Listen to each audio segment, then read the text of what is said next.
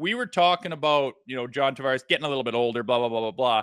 But like, to talk about what you just said, what happens when you get older and try to do it? Like when you're playing every single day and you're at that level and you're practicing every day with NHLers, you get pretty goddamn good and you feel good, even guys like us.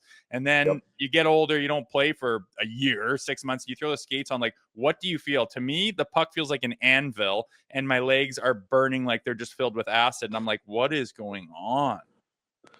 I would say first and foremost for me, A, I wouldn't want the puck anywhere near me. B, I think it's like the legs, like you said. Like, I don't know. For me personally, I was never, at my peak, I was a shitty skater. So it definitely hasn't gotten better. But I would say, as I've gotten older, but I would say the first thing that, like, I noticed would be, like, no legs, like a couple of strides and my heart rate is floored and I'm like, oh my god, this is not good. And I think for like guys like Tavares and stuff, I think and obviously you guys touched on it earlier, I heard a little bit. I mean, he's an excellent hockey player and he's been good for a long time, but I think you're doing things at the same speed. It feels like that to you, but in reality you aren't. You had some comments on Scott Arneal. I know we don't cover the Jets, man. We got to hear it though. I know. Fuck. Be totally honest, I wasn't sure. I figured he'd probably get hired. I was going to stay right out of it. I'm like, man, I don't need another Babcock thing. I'm fucking still don't hear about like the end of it with Bab. It's been a decade. That was never my plan. But Scott Arneal is a scumbag. I had the misfortune of being on the team, his first and only coaching in the NHL in Columbus. And I was actually excited when he got hired. I didn't know him I'd never met him before. I was in the third year of my 5-year deal in Columbus. I was the highest paid defenseman in the organization, which is kind of fucked up looking back, but it is what it is. He got hired. I was excited because one of his assistant coaches was a North Dakota guy, and I went to school at North Dakota. So I'm like, okay, perfect. Like this could be a good thing. We need something a little bit new. And we go through training camp, and I'll never forget, after training camp, like our last practice, and then we were heading over to Sweden because we were playing San Jose for like those premier games. But after our last practice, the team was made. Everybody went to the bar. We weren't drinking or anything. We were just sitting there, and it was like a kind of a team get together. Hey, let's rah fucking hit the pom poms. And I remember him coming over, and for whatever reason, I was just looking at the front door, and I saw him walk in. And as soon as he walked into the bar, I saw him puff his chest out and like put his arms out like he was he thought he was the fucking man. And I remember seeing that, and I was like, oh no, not this shit. Anyways, he was so arrogant. Scott Arneal had a great hockey career, in my opinion. He played like 700 games in the NHL. He played over 500 games in the minors, played forever, like a legit career. It took me a while to figure this out, but when he got a head coach, in his opinion, he got married young, had kids young, and in his opinion, he wasn't paid for the kind of career he had, which, hey, I'm not going to say, sure, you probably didn't make enough money. At the end of the day, that's not my fucking fault. And so when he came into Columbus, he came in, and it was his time to get even. So who is the number one fucking target? Well, the guy that's 30 years old and is making just under $4 million, and I was fucked. And so, anyways, I played in San Jose to start the year. I broke my thumb. I fought Ryan Clough and broke my thumb. So I was out for 6 weeks. I come back. I'll be the first one to say, if I was playing like shit, I'd be the first one to say it. And I am fully aware that, I am very easily replaceable. I understood that too. But I got back from my broken thumb. I was playing fucking some of the best hockey I've ever played. And I was sitting, we had a game that night. So I was probably like 10 or 15 games into it, maybe, after my thumb. It was like December. And I remember stretching after the pregame skate, and he skates by me, and he goes, "You're out tonight. Get a skate in." And I was so shocked. I was literally speechless. All I said was, "What?" And he just kept going, didn't say another word. And I'm like, I'm fucking scratched tonight. Anyways, the assistant coach comes, the North Dakota guy. He's like, Mike, we got to get a skate in. You're out tonight. I go, hey, Brad. I'm like, why the fuck am I out tonight? And he's like, well, I go, am I playing decent or am I out to lunch here? He goes, no, I think you're playing great. I go, well, why the fuck am I scratched? He's like, well, we got to get Radoslav Klesla back in. I love Radoslav Klesla. Great guy. Look, played with him for a couple of years. Great dude. I'm not ripping on Radoslav Klesla. I was a better fucking player than Radoslav Klesla. I'll say it right now. And that's what I go, well, take somebody else out. I go, look, I'm the fucking highest paid D-man here. I need to be fucking playing. Anyways, scratched. That was a disaster. Got my skate in. Never saw the ice again for like 6 weeks. Columbus is getting pounded. Arniel, he wouldn't even talk to me. Wouldn't meet with me. Wouldn't talk to me. So finally, we had a practice.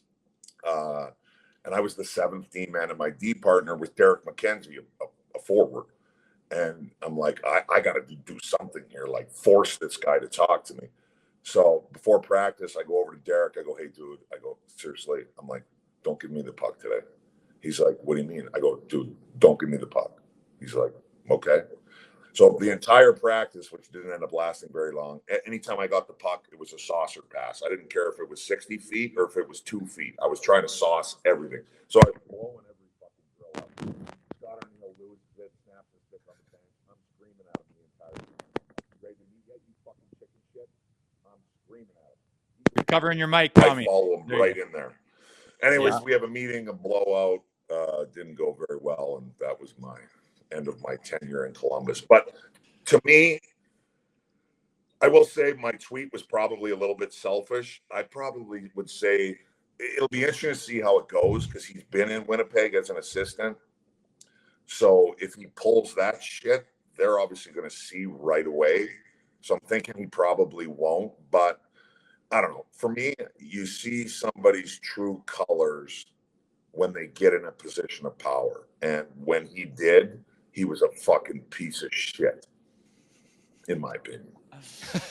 It's Sorry, funny, like that was probably a way too long an answer, but That's fine. fuck him. I mean, some of those coaches, man, I've had many of them, and you know, the way they treat you, it's just like it's like these mind games. It's like, why can't you just, I'm a fucking professional. I'm here. I've made it to this level. Can you treat me like they don't even treat you like a human being. You're a piece of shit. And they don't even talk to you. They don't make eye contact. You're not even worth a conversation to me. And it's like, your job is to make this team good. Your job is to make me better and to get the most out of me. And that's how you go about your business. And, you know, there's nothing you could do about it. And there's nothing you could do about it. They don't see it. The GM doesn't see it. He's got a million things to go. The guy just has complete power over you and your career.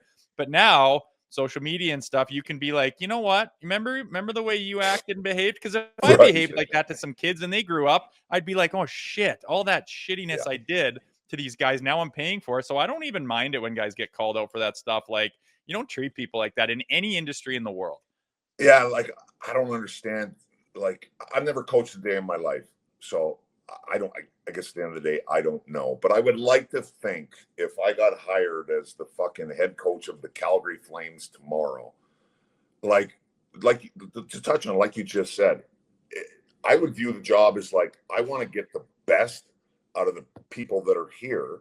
And the better they do, the better I fucking look. Like, why would I go in and try and, like, to me, it makes no sense. I'm like, I agree. If I was coaching you, Jay, I'm like, I want to get the best fucking Jay Rosehill that I could possibly get. Because at the end of the day, you're going to play better.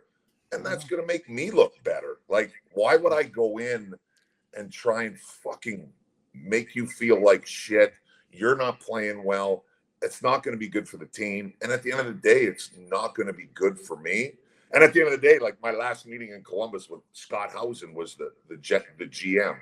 So right before they kicked me off the team, I'm like, hey, Scott, I'm like, send me down to the minors. I'll go down there. I'll be a good guy. I'll work with the prospects. I don't know how much I'll play, but you know, I'm fine. I don't want to go home. What the fuck am I going to do? But I tell you what, I go, Scott, I got a couple questions for you. He's like, okay. I go, who looks bad in this fucking deal? He's like, well, I go, I look bad. I go, number one, I go, I look bad. I go, I'm making almost $4 million a year. You have to pay me for 2 more fucking years. And I'm not even in Columbus. I look bad. Number one. I go, you want to know who else looks bad? He goes, who? I go, you look bad, Scott. You signed me to this fucking contract. I go, you hired the wrong coach. I go, I know you're not going to can him right now, but I go, I'll just say, if it was me, I am canning that motherfucker right now. And I'm like, Scott, you mark my words. I go, within a year from now, I go, Scott Arneal will be gone and you're going to be gone. He's going to get you fucking fired. And sure as shit, gone. Now he runs the American Hockey League, and I guess nobody can can him now. He's the commissioner of the AHL, so maybe the way it all worked out for him. But for general manager wise, that was his. He was there for a couple of years and fucking gone. So, well, it's funny because you said you're playing like 15 games. You feel good. You felt positive. You felt confident. I'm playing some really good hockey. Like, say you had a guy in there that's just like, hey, Commie, like the way you're playing, like you're moving along. Let's work on this part of thing. This team needs this out of you. We're going to give you this kind of minutes, but keep doing what you're doing. Build on it. Keep going. We're going to try to get you more. Like all of a sudden you have like your career in Columbus could have gone just fine. It could have gone very well, but just a couple of things tear you down, and you're fucked. Like, thanks for that. What else are you supposed to do when the boss that runs the show is giving you that? Yeah. It ended up, which was, man, it's funny. We're kind of talking about this. It came up during this charity event or whatever. I was just bullshitting with the guys, the team that I played with. And it's like, and in my opinion, like Columbus overall it's been a horseshit organization overall. I mean, they've made the playoffs, 3 times maybe in 25 years. I think they've won 1 round or something like that. Like overall, it hasn't been successful. But when I got there, my first year there, like we made the playoffs for the first time ever. Columbus Blue Jackets never made the playoffs. We got swept in the first round, but fuck it. It was a success. And I thought the city was awesome. I loved playing there. I really enjoyed Columbus, Ohio. And, you know, looking back, if there's one like regret in my career, I would say it would be how things like turned out there. Because in my opinion, we had really good pieces. I'm not going to say we were going to fucking win Stanley Cups. I'm not saying that. But like, I think we had really, really good pieces. We had young guys coming up that were good. You know, young Derek Brassard. We had a young Jake Voracek. You know, we were pretty tough. We had Jared Boll, who would fucking fight anybody. Rick Nash was right in the peak of his career. And yeah, it was too bad because the guy came in, blew it up. Within a year, everybody was gone, and it was a total fucking shit show. Jake Voracek's a beauty. I have a random story hacking a dart with him at Bar 23 in Columbus, but this is a Leaf show. Yeah, that was my spot. My boy Scully. I've been there a couple of times, but got to ask you about the Leafs. I'm hoping you've heard some good things on Craig Berube. We love him on this podcast. Yeah. So I actually played on the same team as Craig. When I got traded to Calgary, he was playing here, but I think without pulling it up, I think it was his last year.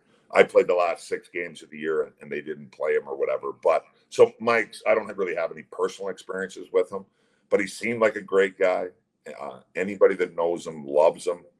And just from what I've seen from the outside looking in, I would say it's a great hire. He seems like an honest fucking dude. Yeah. I would put him like in the same kind of thing as like if Rod Brindamore was my coach. Same kind of deal, I would say, for me. So I think the guys, I mean, immediately you got to respect the guy. I mean, he played forever. He was a fucking animal. If that guy tells me, hey, you need to fucking do this, I'll be like, that guy probably knows what he's talking about. So I'm going to try and do this, whatever the hell it is. So I think it's a great hire. It'll be interesting to see how it works.